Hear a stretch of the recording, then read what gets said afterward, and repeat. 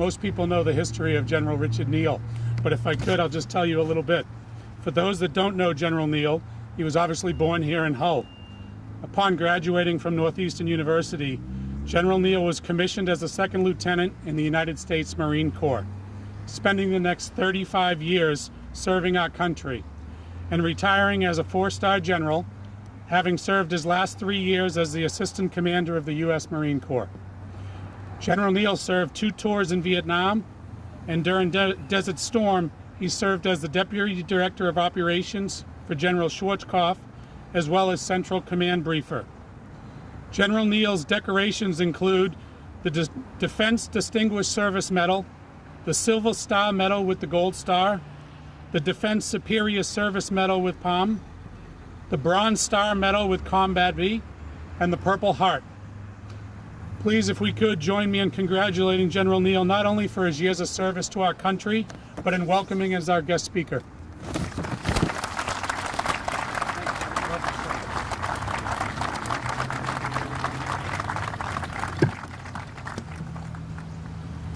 At least the podium is the right size for a little guy. It's wonderful to be here, and I appreciate being asked to talk to you this morning during this rededication ceremony. But before I begin, I think it would be worthwhile to have the members of the War Memorial Commission be recognized. If you could stand up. We've got John McLaughlin, we've got John Coggins, Jerry McLaughlin, we've got John Coggins, we've got Doc Silver, my cousin Bob Neal, and John Riley III. And they were ably assisted throughout that whole effort in finding these 156 names by Bill Leamy, our Veteran Services Officer, who is first among equals in my mind. If those individuals could come forward, or just stand up and raise your hand so everybody knows who you are.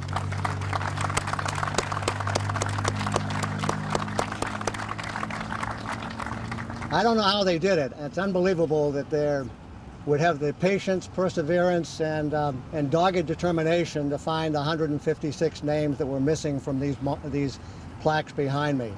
But did it? They did, and that's why we're here this morning to celebrate the rededication of this monument.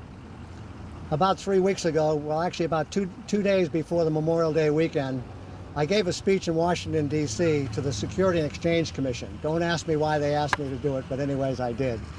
And it was kind of unique because Memorial Day was about 3 days hence, and I just asked them in conclusion, I said, during Memorial Day on Monday, I want you to stop whatever endeavor you might be doing, whether you're at the beach, on vacation, cooking burgers, going to a ball game, or whatever.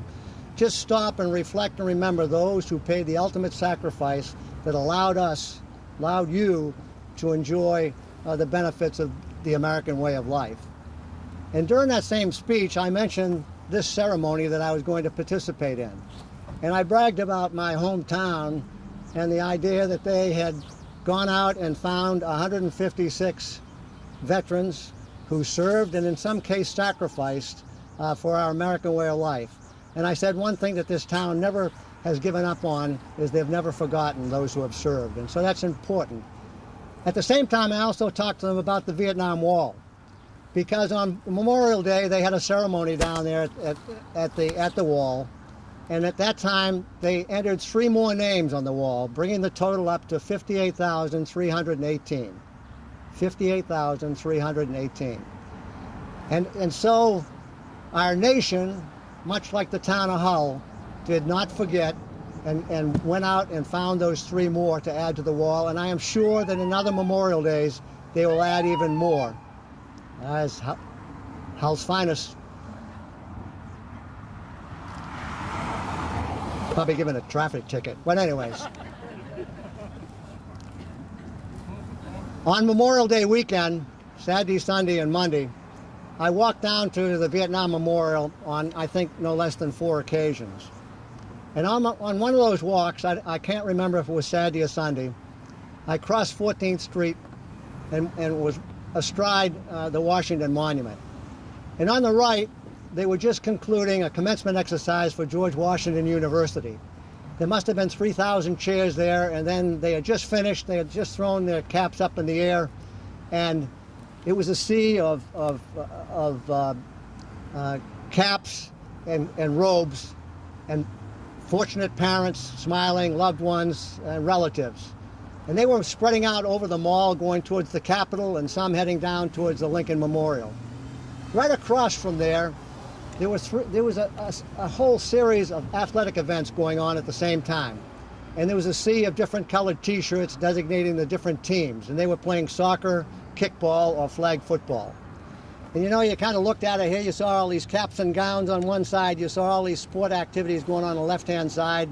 And you know, it was a Norman Rockwell picture of America at its best. It was just kind of fascinating. So I continued on down, and of course the first memorial you come to after you leave the Washington Monument is the World War II Monument.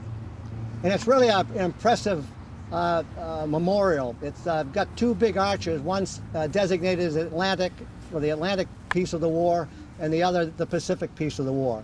And around this circle are some 56 columns. Each column has got the name of a state that supported the war effort. Of course, in 1945, there were only 48 states, but they had 8 territories, and their names were there as well. In fact, 2 of those that were listed as territories at that time were Hawaii and Alaska, that later became states, making it 150.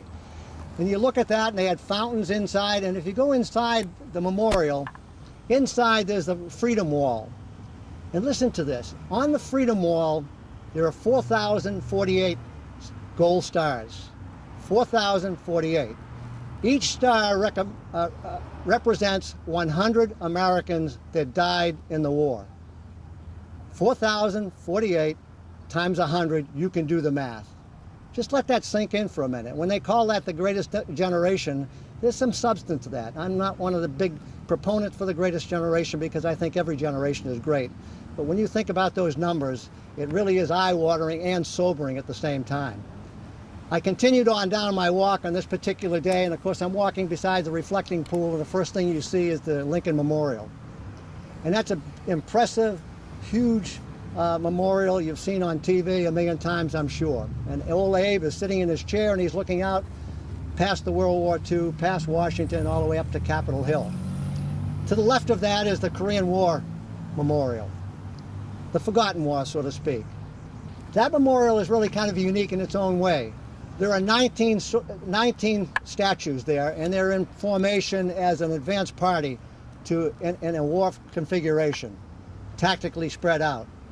There's 14 soldiers, there's 3 Marines, there's 1 Navy corpsman, and there's 1 Air Force forward air controller. And that symbolizes that it was a combined joint effort, and it also symbolizes that the folks had not forgotten those veterans that served in the Korean War. To the right of President Lincoln's memorial, to the right of that is the Vietnam Memorial. And this is kind of unique for those that haven't seen it. There's no statues, there's no fountains, there's no gold stars, there's no archers, there's nothing but a wall, a black wall that looks like it was put there by a snow plow with a V. And that's what it is. It's a V that spreads out east and west. And that's the Vietnam Wall. On that wall are 58,318 names. And you know, those names, some people say it's the most visited monument in Washington, and you kind of wonder why, because it wasn't a really acceptable war by many. It's the names. There's no rank, there's no service designation, it's just 58,318 names of individuals, somebody's son, somebody's daughter, somebody's uncle, somebody's aunt, somebody's cousin, somebody's grandfather, somebody's grandmother, 58,000 names, just like you and I, just like the 156 that we're noting today. They had dreams, they had aspirations, they had goals, but they weren't able to meet them. They were willing to sacrifice their lives so that in fact we could enjoy the life of being an American citizen. That's what's so unique about it. When you stand in front of those names, and I do quite often, the way the granite has been burnished is you reflect. Your face is on the names. And that was done on purpose, so that in fact you're connected to those names. In other words, when you're looking at those names, and I look at 15 of them, and I'll say in a minute, I'm connected to them by the reflection of my face on the wall. I usually go down there several times a week, and I go to panel 17E. On panel 17E and around row number 70, there's 15 Marines' names there. I knew 6 of them, but I know them all as I know no other. Those 15 folks died on the 30th and 31st of March in 1967, 50 years ago, 2 months ago in March. Those 15 people, one of the solemn obligations that we, the surviving, was that we would carry their name, their reputation, and their memory, and that we would never forget them. Just like we haven't forgot the 156 here, I will never forget those 15 that are on the wall that were friends of mine that served with me. And so today, we gather together, and I appreciate everybody coming here. There's so many distractions with the tall ships and just a Saturday morning and the weather not being at its best. We're all here today to acknowledge that, in fact, Hull does not forget those who have served. In fact, there's 1,241 names, if you want to count all of the names on the wall. So the 156 added to being thrown against the rest of the names there comes up to 1,241.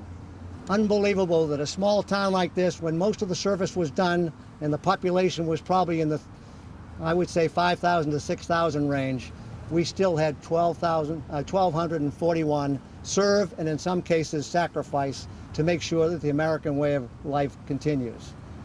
So I would conclude by saying this ceremony is not about me, it's not about the War Commission, it's about those names on the wall, and it's about this town not forgetting why we are here, and more importantly, always saying those 5 words uppermost in mind in today's lexicon: thank you for your service.